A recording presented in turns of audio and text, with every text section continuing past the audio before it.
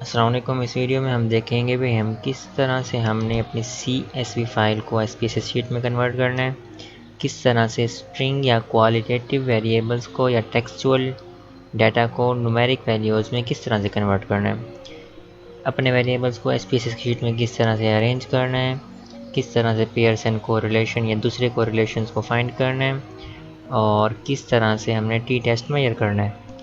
अपनी last video में हमने CSV कॉमा सेपरेटेड वैल्यूज़ को डाउनलोड की थी। अब हम उसको SPSS में खोलने लगे हैं। सबसे पहले आपने अपनी रॉ फाइल को एक्सट्रैक्ट कर लेना है। ये हमारी फ़ाइल एक्सट्रैक्ट हो चुकी है। अब हमने इसको डायरेक्टली यहाँ से नहीं खोलना, बल्कि पहले हमने अपने सॉफ्टवेयर में जाना है, SPSS खोल लेना है, फिर फाइल पर जाकर ओपन डाटा, फिर जिस फोल्डर में आपकी फ़ाइल हो, आपने जहाँ सेव की हो, वहाँ पर जाकर उस फाइल को खोल लेना है। हमारी जो कि डेस्कटॉप पड़ी है तो हम वहाँ से जगह खोल लेते हैं। अब यहाँ पर अक्सर लोगों को फ़ाइल शो नहीं होती, उसकी वजह क्या है कि हमने यहाँ पर फ़ाइल की जो टाइप सेलेक्ट की हुई है वो है SAV फाइल, जो कि SPSS की अपनी फ़ाइल का फॉर्मेट है। हमने हमारी फ़ाइल CSV फाइल के फॉर्मेट में है, जो कि इस फोल्डर में है। अभी यहाँ पर कोई फ़ाइल नज़र नहीं आ रही। इसकी वजह यही है कि हमने फ़ाइल की जो टाइप सेलेक्ट की हुई है वो SAV फाइल है, जबकि हमें चाहिए CSV फाइल। तो ये है CSV फाइल, अभी यहाँ पर शो हो गई है। हम इसको खोल लेते हैं। हमारे पास CSV फाइल को SPSS में कन्वर्ट करने के लिए पहले कुछ कमांड्स इनको देने होते हैं और उनको थोड़े से गाइड करना होता है कि हमने अपनी फ़ाइल को किस तरह से मैनेज किया हुआ है। अभी पहले पूछें does your text file match a predefined format. हमारी फ़ाइल का पहले से कोई भी प्री डिफाइंड फॉर्मेट नहीं है, तो हम इसको नो ही करेंगे। देन ये पूछ रहे हैं variables are delimited by a specific character. अब कॉमा सेपरेटेड वैल्यूज़ में तमाम वैल्यूज़ कोमे के ज़रिए सेपरेट की गई होती हैं। लास्ट वीडियोज़ में हमने कहा था कि अपना क्वेश्चनर बनाते वक्त हमने इस बात का ख्याल रखना है कि हमारे किसी भी क्वेश्चन या किसी भी क्वेश्चन के ऑप्शन के अंदर कोई भी कोमा ना आए। उसकी वजह यही थी, अगर इसमें कोमा हम डाल देते तो वो एक सवाल का या एक वैल्यू को दो कॉलम्स में डिवाइड कर देता। अब चूँकि हमारी फ़ाइल है कॉलम्स सेपरेटेड वैल्यूज़ हैं और वैल्यू हमारी कॉमे के ज़रिए ही डिलिमिटेड की गई हैं, तो ठीक है, हम यहाँ पर इसको कह देते हैं डिलिमिटेड पर क्लिक कर देते हैं। अब सेकंड ये पूछ रहे हैं are variable names included at the top of your file. जी हाँ, हमारे जो वेरिएबल्स के नेम्स हैं वो हमारे पहली लाइन के अंदर ये हैं, तो ये ऐसा हो जाएगा। What is the decimal sample, आपका डेसिमल सैम्बल क्या है, तो हम इसको कोमा कर देंगे। नेक्स्ट करेंगे। अब ये पूछ रहे हैं the first case of data begins on which line number. अब हमारा पहले लाइन में तो है वेरिएबल्स के नेम्स, अब दूसरी लाइन से हमारा केस शुरू हो रहा है। देन ये पूछ रहे हैं how are your cases represented. अब हमारी हर लाइन के अंदर एक केस है, हर लाइन के अंदर एक पार्टिसिपेंट का रेस्पॉन्स मौजूद है। तो अब थर्ड में पूछ रहे हैं how many cases do you want to import. किसी के पास 1000 10 हज़ार ऐसे सैम्पल्स होते हैं, रेस्पॉन्सेज होते हैं, तो उनकी चॉइस होती है कि वो कितने सेलेक्ट करना चाहते हैं। हमारा डाटा क्योंकि थोड़ा सा लिमिटेड है, अभी हम ट्रायल पर हैं, तो हमें तमाम के तमाम केसेस चाहिए। नेक्स्ट पर क्लिक करेंगे। फिर ये पूछ रहे हैं कि आपका जो डिलिमिटर है वो क्या है, आपके वैल्यूज़ को किस चीज़ ने सेपरेट किया हुआ है। तो ना वो स्पेस है ना वो सेमीकोलन है, हमारी वैल्यूज़ को कॉमन ने सेपरेट किया हुआ है। तो यहाँ पर अगर हम सेलेक्ट करते हैं what is the text qualifier, तो यहाँ पर अगर हम डबल क्वाड्रेट करते हैं तो दोनों तरफ इन्वर्टेड कोमास आ जाते हैं, अगर सिंगल करते हैं तो सिंगल कोमा आ जाता है, अगर नन करते हैं तो कोई भी कोमा नहीं आता। हमने इसको नन ही करना है, लेकिन जब नन हम करते हैं तो ये थोड़ा सा इशू करता है और इसके गिर्द डबल कोमा डाल देता है। तो जहाँ पर ये डबल कोमाज ना आए हमने उसी पर क्लिक करना है। ये थोड़ा सॉफ्टवेयर का इशू है may be. Then next. Okay इन्होंने ये ऑप्शन एरर इसलिए दिया है क्योंकि हमारे जो वेरिएबल के नेम्स थे उनके अंदर स्पेसिस थी।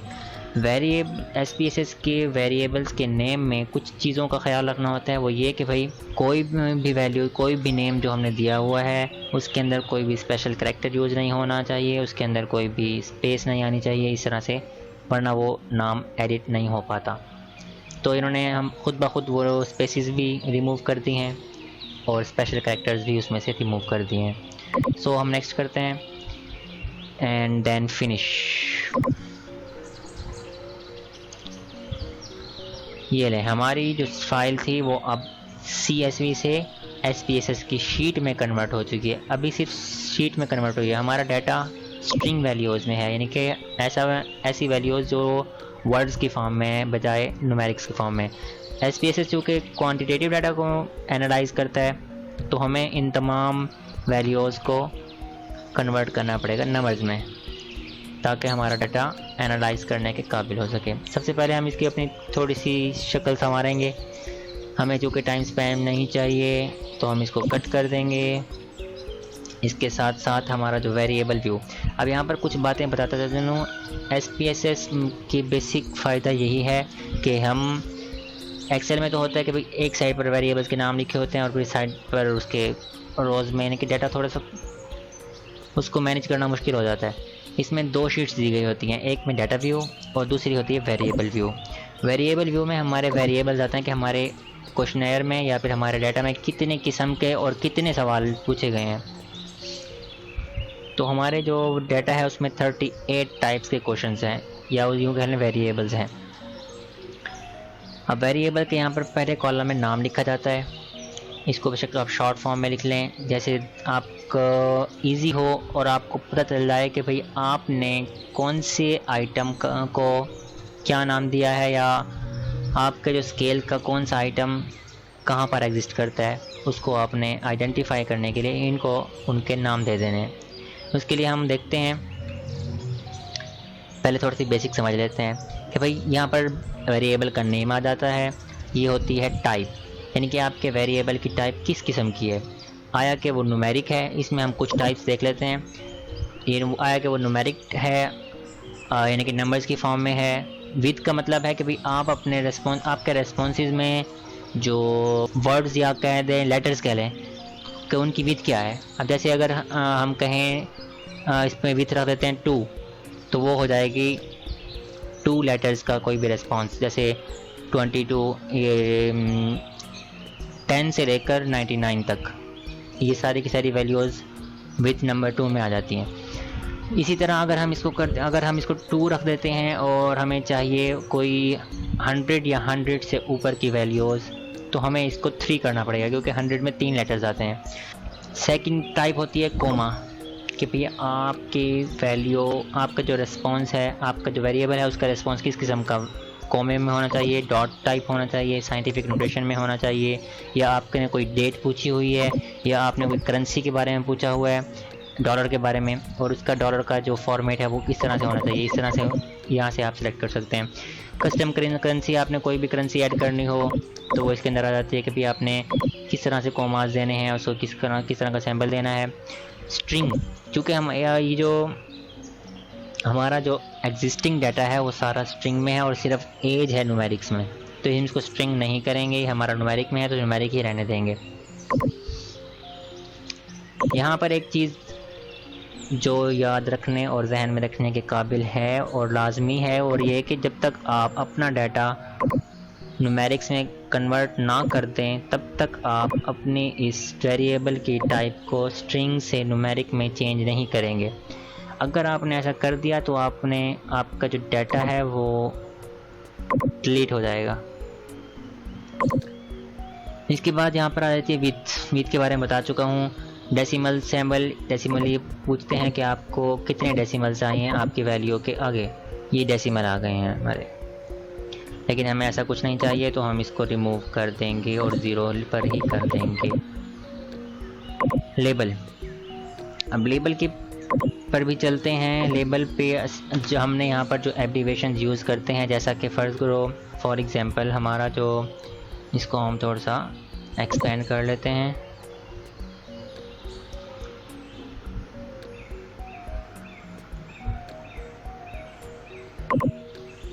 हमारा जो पहला स्केल था उसमें थे 6 क्वेश्चंस, जिसको इन्होंने 1 2 3 4 5 6 ये 6 क्वेश्चन उसने बना दिए।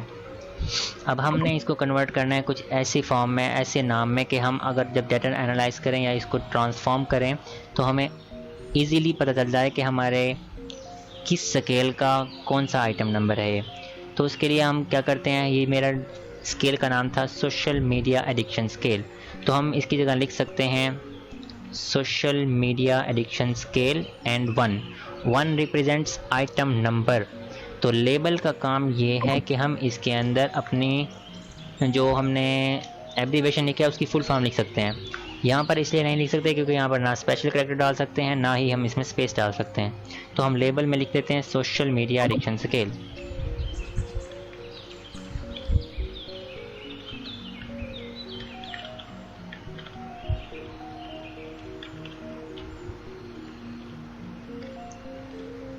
Item number 1। इसी तरह से फिर हम इस सेकंड को भी कन्वर्ट कर देते हैं, social media addiction scale item 2, social media addiction scale item 3, social media addiction scale item 4,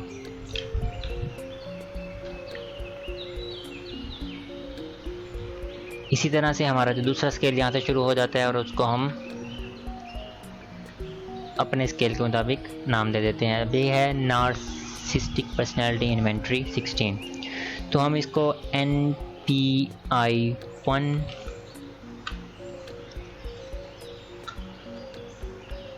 NPI 2 and so on, इसी तरह से अपने सारे वेरिएबल्स को नाम दे लेने हैं। NPI 16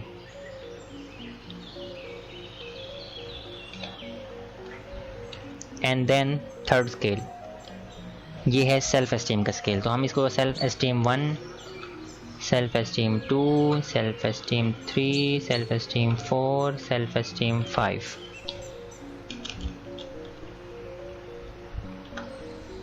इसी तरह से हमने अपने डाटा को अरेंज कर लेना है इस तरह से।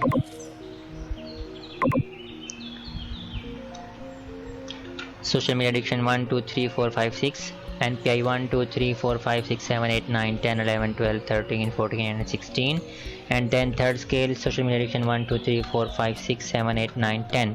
इसी तरह से हमने फिर इसको लेबल्स में जाकर अपने जो हमने एब्रीवेशन लिखा है उसको फुल फॉर्म में लिखना है, जैसे age, gender, education, qualification. MS stands for marital status, daily average use of social media, Facebook, WhatsApp, Instagram, Snapchat, Tinder, Twitter, TikTok, Tumblr, YouTube and then so on. इसको हम थोड़ा सा एक्सपेंड कर लेते हैं। Here is social media addiction scale item 1 2 3 4 5 6। इस तरह से आप अपने डाटा को, अभी वेरिएबल व्यू पर हम काम कर रहे हैं। एंड देन वैल्यूज़ का कॉलम हमें ये बात याद रखने में मदद करता है कि हमने अपने वेरिएबल के किस ऑप्शन को क्या वैल्यू असाइन की है। अब हम चलते हैं अपनी दूसरी शीट पर, अनकोडेड को देखते हैं।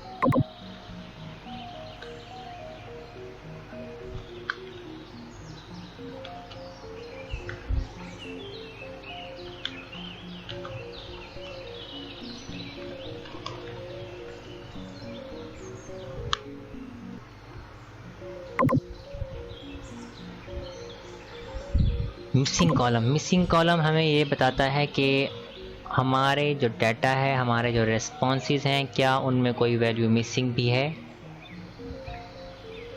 तो हमारे इस किसी भी कॉलम में कोई भी वैल्यू मिसिंग नहीं है, कोई भी रेस्पॉन्स ऐसा नहीं है जो मिसिंग हो। कॉलम में जो डिजिट्स हैं ये शो करते हैं कि हमने अपने डाटा व्यू में कॉलम की कितनी विड्थ रखनी है। तो यहाँ से हम अगर इसको कम ज़्यादा करते हैं तो हमारे कॉलम की विड्थ डाटा व्यू में कम या ज़्यादा होती जाती है। जैसा कि अब एज की विड्थ इतनी है, अगर हम इसको कन्वर्ट कर दें तो थोड़ा सा एक्सपेंड कर लें तो ये विड्थ बढ़ जाएगी इस तरह से, और अगर कम करना चाहें तो कम भी कर सकते हैं।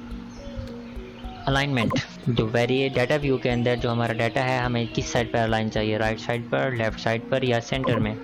तो हम इसको वो आपकी अपनी पसंद जैसे मर्ज़ी कर लें इनको। अभी सेंटर में अलाइन हो चुका है। इसी तरह से measure, scale, nominal and ordinal. Scale represent करता है एक नंबर्स के एक तसलसल को, कॉन्टीन्यूस वेरिएबल को। नॉमिनल रिप्रेजेंट करता है कि भाई हमने अपने हमारा जो वेरिएबल है उसके जो रेस्पॉन्सेज हैं वो कैटेगरीज की फॉर्म में, जैसे फ़र्ज़ करो हम नेम डिफ़ाइन कर देते हैं बस मेल एंड फीमेल। इसी तरह से ऑर्डिनल होता है जिसको भी ऑर्डर में हो। अब हमारे जो रेस्पॉन्सेज हैं वो ऑर्डिनल भी हैं, स्केल भी है और नॉमिनल भी हैं। जेंडर को हम नॉमिनल कह सकते हैं,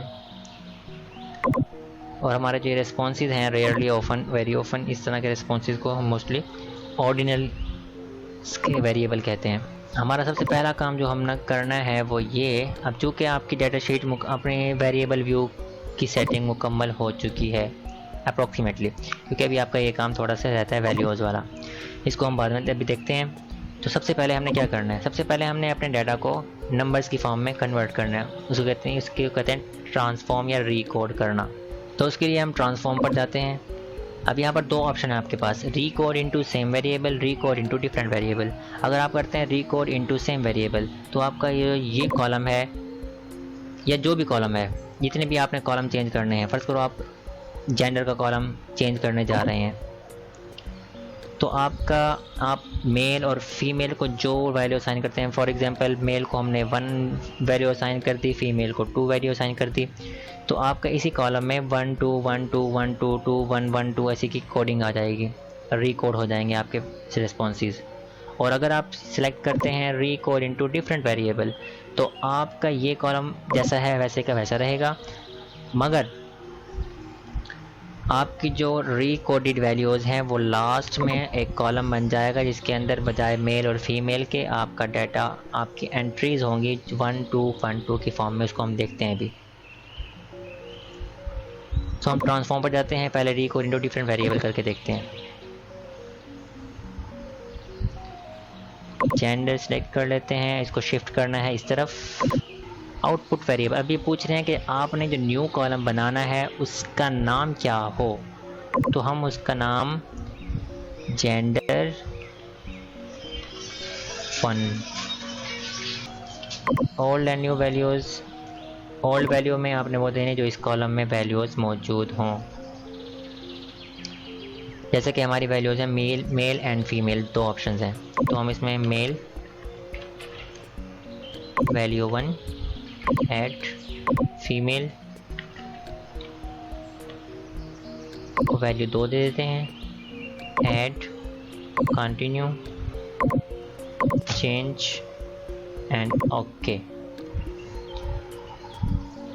आउटपुट विंडो शो करती है कि हमने अभी क्या कमांड दिया है। तो अभी हमने एक कमांड दिया है कि मेल और फीमेल को, मेल को 1 और फीमेल को 2 वैल्यू असाइन की है और उसको एक नए कॉलम इनटू जेंडर 1 में कन्वर्ट कर दिया है। तो हम देखते हैं हमारा कॉलम किधर है, ये हमारा कॉलम आ गया है। But mostly I prefer to change the same columns to avoid all of this shit. So recode into same variable, gender selected, इसमें कोई आपको न्यू कॉलम नहीं बनाना पड़ता, इसमें कोई नया नंबर नहीं देना पड़ता, बस ओल्ड एंड न्यू वेरिएबल्स पर जाएं, यहाँ पर मेल को लिखते हैं, वैल्यू असाइन करते हैं, ऐड फीमेल,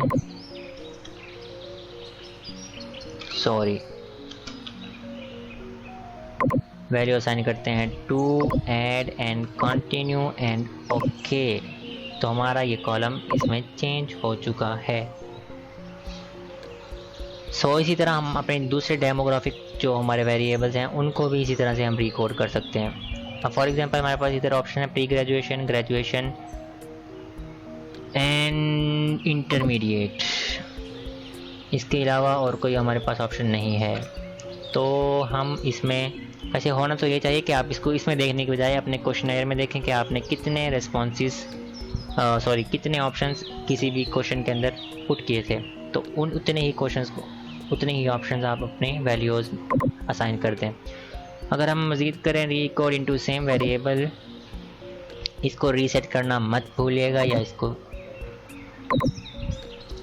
एजुकेशन क्वालिफिकेशन की तरफ चलते हैं।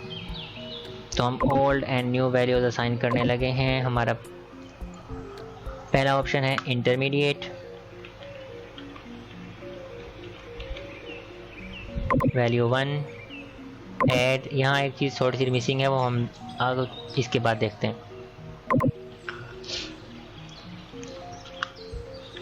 प्री ग्रेजुएशन, इसको हम 2 वैल्यू दे देते हैं।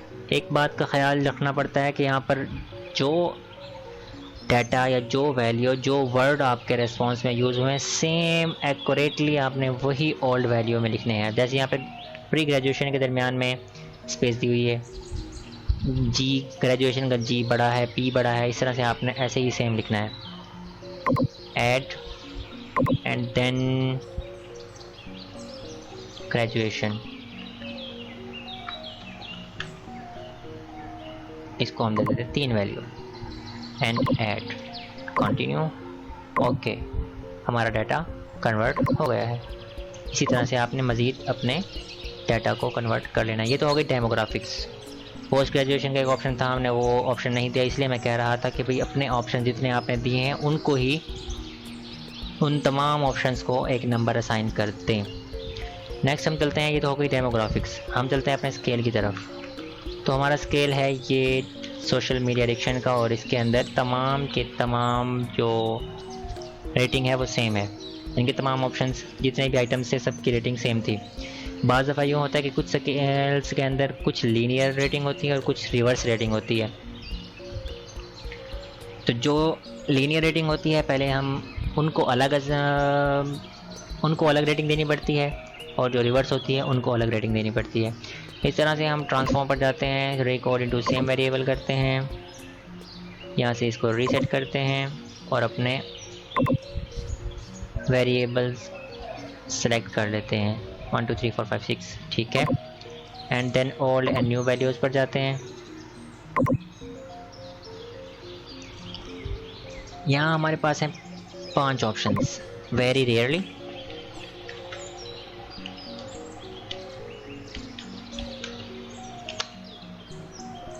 इसको हमने देना है 1, ऐड, रेयरली, 2, ऐड, समटाइम्स। किस स्केल में रेटिंग किस ऑप्शन को क्या देनी है, इस बात का तयन आपका स्केल करता है। तो आपने अपने स्केल में देखना है कि भाई आपने किस ऑप्शन को क्या वैल्यू असाइन करनी है। इसको हम 3 दे रहे हैं क्योंकि इसका हमारे स्केल में यही कहा गया था। एंड देन ऑफन,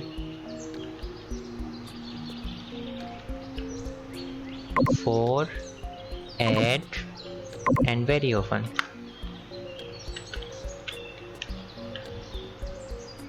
इसको 5, ऐड एंड कंटिन्यू। ओके, हमारी वैल्यूज़ कन्वर्ट हो चुकी हैं नंबर्स में। इसी तरह से आपने अपने इस दूसरे स्केल्स को भी और तीसरे स्केल्स को भी वैल्यूज़ असाइन कर देनी है। वैल्यूज़ असाइन करने के बाद आपकी शीट कुछ इस तरह से दिखाई देगी। एक मिनट, यहाँ पर हम एक चीज़ छोड़ रहे हैं, वो ये कि ये वैल्यूज़ का कॉलम क्यों है यहाँ। वैल्यूज़ का कॉलम इसलिए है यहाँ कि हमने जो जो वैल्यूज़ हर वेरिएबल को असाइन की हैं उनको याद रखने के लिए भी और टी टेस्ट में यूज़ करने के लिए भी यहाँ पर वैल्यूज़ असाइन करनी पड़ती हैं। तो हमने 1 दी थी मेल को एंड 2 दी थी फीमेल को एंड ओके। इस तरह से हमने जब कभी देखना पड़ गया कि हमने मेल को क्या वैल्यू दी थी और फीमेल को क्या, तो हम यहाँ से देख सकते हैं। ओके कर देते हैं इसको। इसी तरह से अब जिन वेरिएबल्स को आप न्यूमेरिक की फॉर्म में कन्वर्ट कर चुके हैं, उनको आपने फिर न्यूमेरिक से इस स्ट्रिंग से न्यूमेरिक में चेंज कर देना है। ओके, अब इससे आपको क्या होगा, इससे आपको कंप्यूट करने में आसानी होगी, क्योंकि SPSS स्ट्रिंग वेरिएबल्स को नहीं, न्यूमेरिक वैल्यूज़ को कंप्यूट करता है।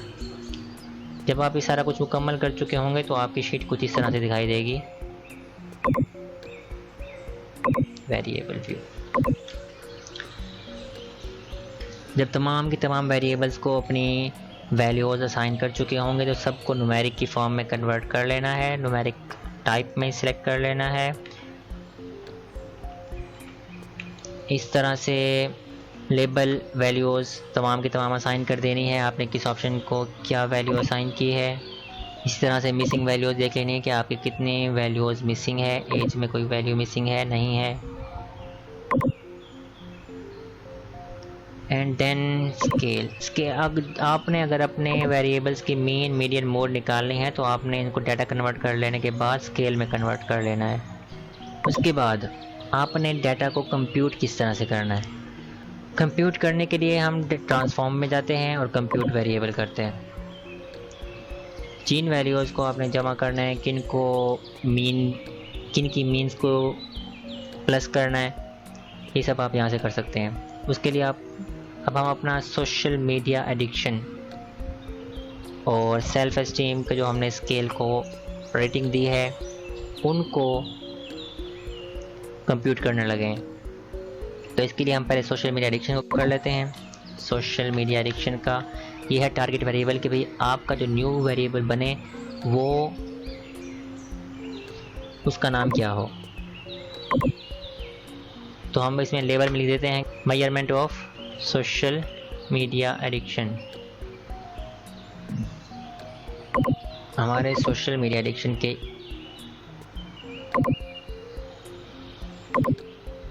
आप इस एरो से भी कन्वर्ट कर सकते हैं इसको, इधर ये प्लस का निशान डबल क्लिक भी कर सकते हैं। ओके, अब हम आखिर में चलते हैं, देखते हैं हमारा कॉलम बन गया है या नहीं बना। डेफिनेटली बन गया होगा। ये आ गई है हमारी values social media addiction scale की जो हमने कंप्यूट की है। इसी तरह से हम अपने बाकी तमाम के तमाम वेरिएबल्स को भी कंप्यूट कर लेते हैं। अब आती है बारी एनालाइज करने की। एनालाइज करने के लिए हम मोस्टली दो वेरिएबल के दरमियान में कोरिलेशन देखते हैं। तो बाई वेरिएट पर यहाँ हमने देखना है एज के, सोशल मीडिया एडिक्शन का, सेल्फ एस्टीम का और नार्सिसिस्टिक पर्सनालिटी इन्वेंट्री के दरमियान में कोरिलेशन। ऑप्शंस पर जाकर हम मीन्स एंड स्टैंडर्ड डेविएशन हमें चाहिए तो हम उसको भी चेक कर लेंगे। यहाँ हमें ट्रू टेल चाहिए, यानी कि सिर्फ पॉजिटिव ना हो बल्कि अगर नेगेटिव रिलेशन भी शो करता हो तो नेगेटिव भी रिलेशन शो करे। यहाँ Pearson correlation, flag significant correlation and then okay. हमारी आउटपुट विंडो हमें हमारा रिजल्ट दिखा देगी। यहाँ से हम देख सकते हैं कि एज के साथ कोरिलेशन है 1 to 1, टोटल परफेक्ट रिलेशन है।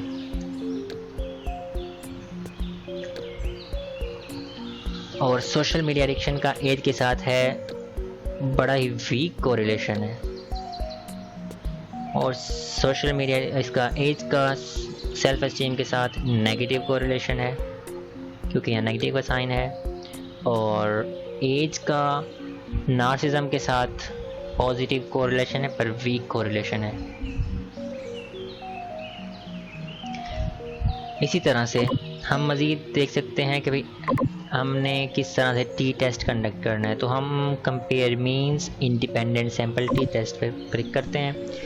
यहाँ पर हम ये बात देखते हैं कि हम ग्रुपिंग वेरिएबल्स में वो वेरिएबल्स रखते हैं जिनका रिस्पांस हमारा ग्रुप्स की फॉर्म में है। मिस मीन्स के जैसा कि जेंडर हो गया, हमने इसके 2 ग्रुप्स बनाए हुए हैं, male and female. Education qualification हो गया, ये भी हमने अपने कैटेगरीज बनाई हुई हैं। सो हमें चाहिए जेंडर का, तो हम ग्रुपिंग वेरिएबल में जेंडर को रख देते हैं, डिफाइन वेरिएबल। अब यहाँ पर वो वैल्यूज़ हैं जो हमने अपने वेरिएबल व्यू में वैल्यूज़ के कॉलम में डाली थी, जैसा कि अभी मैं दिखा देता हूँ। Variable view, values male and female की, ये वाली वैल्यूज़ ये टी टेस्ट में हेल्प करती हैं। तो हम एनालाइज पर गए थे, compare means, independent sample T test, gender को ग्रुपिंग वेरिएबल में, define variables 1 and 2, continue, and then social media addiction को, self esteem and narcissistic personality inventory. Options okay हो गया एंड ओके। हमारे पास हमारे इंडिपेंडेंट सैम्पल टी टेस्ट के result भी आ चुके हैं और यहाँ से हम अपने डाटा को इंटरप्रेट करके अपने रिज़ल्ट्स में लिख सकते हैं। यहाँ तक हमारा काम ख़त्म हुआ। आगे डाटा इंटरप्रिटेशन किस तरह से करनी है वो हम नेक्स्ट वीडियो में देख सकते हैं। तब तक के लिए अल्लाह हाफिज़।